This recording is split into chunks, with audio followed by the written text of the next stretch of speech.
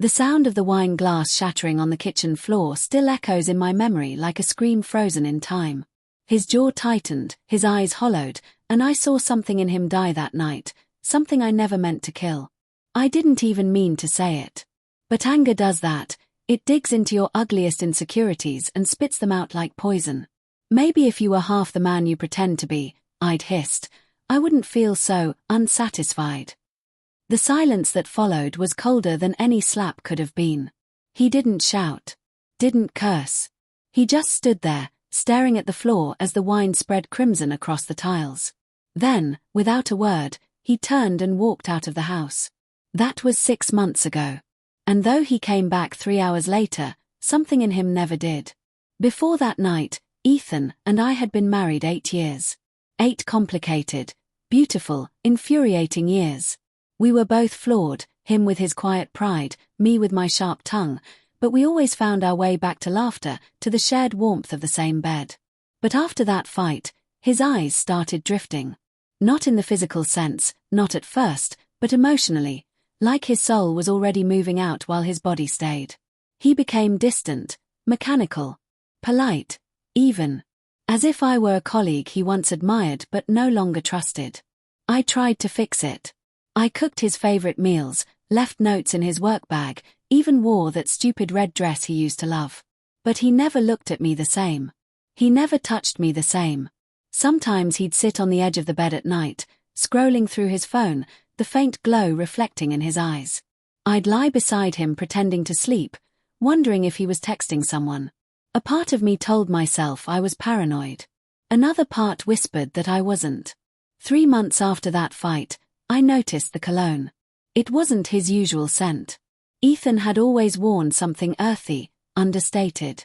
This one was sharper, spiced with something foreign. New cologne? I asked one morning, trying to sound casual. He looked up briefly from his tie. Yeah, a gift from a client. I smiled, though something cold stirred in my chest. Female client. He met my eyes for just a second. Does it matter? It shouldn't have. But it did. The next red flag came wrapped in laughter. We were at a work dinner, his firm's annual event. As I walked back from the restroom, I saw him at the bar talking to a woman I didn't recognize. She was leaning in too close, her hand lightly touching his wrist. He didn't pull away. He was smiling, one of those deep, easy smiles that had become so rare at home. Something inside me cracked. When he noticed me, he straightened immediately, guilt flashing through his expression like lightning. But then he covered it with that polite, detached smile. "Lisa," he said, "this is Claire, one of our new consultants." She turned toward me, her smile perfectly composed. "It's lovely to finally meet you. Ethan talks about you all the time." I wanted to believe her. I wanted to believe him. But the way he avoided my eyes said more than either of them ever could. 2 weeks later, I found the receipt. It was tucked in his jacket pocket, a jewelry store purchase, dated the day after that dinner. A necklace. White gold. 2 intertwined circles. My breath caught. My heart started pounding so hard it hurt. That night, when he came home, I tried to sound steady. "Did you buy something from Lyra Jewelers?" His movements froze mid-step. "What?" "I found the receipt," I said softly. "It's beautiful. Who's it for?" He hesitated, then sighed. "It was for you." But I already knew it wasn't. "Then where is it?" I asked. He stared at me for a long moment. "You tell me, Mia. After what you said that night, do you think I'd buy you anything meant to symbolize love?" The word stung, but I caught something else in his tone, a bitterness too practiced to be fresh. I realized then that I wasn't the only one who'd crossed a line. A week later, I followed him. It wasn't planned. He'd said he had to stay late for a project review. I waited half an hour, then something in me snapped. I grabbed my keys and drove.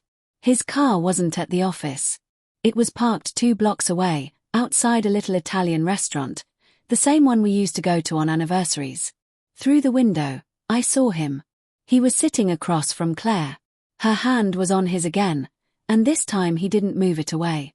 The necklace, the one from the receipt, was around her neck, catching the candlelight. My hand started shaking so violently I almost dropped my phone. I wanted to storm in, to scream, to demand he see what he'd done. But I didn't. I just stood there, tears blurring the sight of them, leaning in, his expression soft, tender, the same look he once gave me. I left before dessert arrived. I didn't confront him that night. Or the next. I couldn't. Instead, I replayed everything in my mind. The fight, the words I'd hurled, the silence that followed. I realized that maybe the betrayal hadn't begun with him. Maybe it had begun with me, with the moment I humiliated him so deeply that he stopped seeing me as someone safe. Maybe that night didn't just end his love, it justified his sin. Last night, I finally asked, "Do you love her?" He didn't deny it. He didn't lie. He just looked at me, really looked at me, for the first time in months. "She makes me feel like a man again, Mia." And that was the moment I broke. Not because he loved her, but because I finally understood what I had destroyed. Today, the house feels quieter than ever. His things are still here, but his spirit isn't. And as I sit alone at the table where the glass once shattered, I realize that betrayal rarely begins with a kiss, it begins with a word. And mine was spoken in anger.